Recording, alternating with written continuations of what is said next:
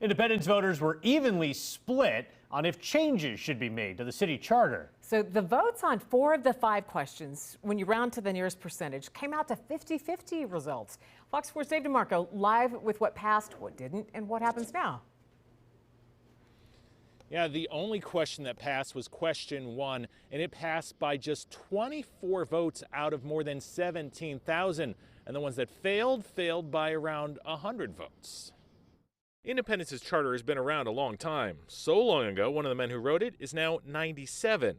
A citizens committee spent 600 hours reviewing changes that should be made for the first time in 40 years to put it in compliance with state law and removing antiquated references. Like taxes and fees, we found that the council could choose to levy on blacksmiths and goldsmiths, hawkers, hucksters and peddlers, and palm readers and fortune tellers. We had lots of discussions about how to put this to the voters, considering there were 40 years to catch up on changes.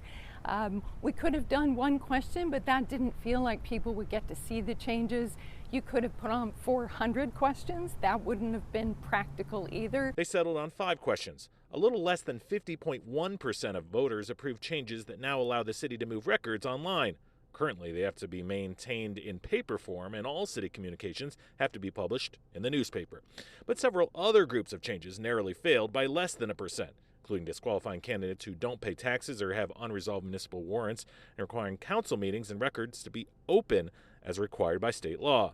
As for rules governing the likes of special codes for milkmaids and dairy farms, I don't think those sections got affected, so we still have some antiquated language that needs attention.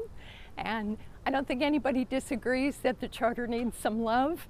We just have to find a way that we can get the electorate to come along to see our vision of this forward-looking city and the rules we need to get there. And Missouri doesn't have automatic recounts, so if they wanted to have one of those recounts, independents would have to pay for it themselves. And we weren't able to find one of those fortune tellers here in Independence mentioned in the charter, but I can tell you so what might happen here is they don't have any council meetings planned before they would have to call for one of those recounts. So Lauren, unless they have one of the sessions, special sessions, that is my prediction, is that these voting results are going to stand.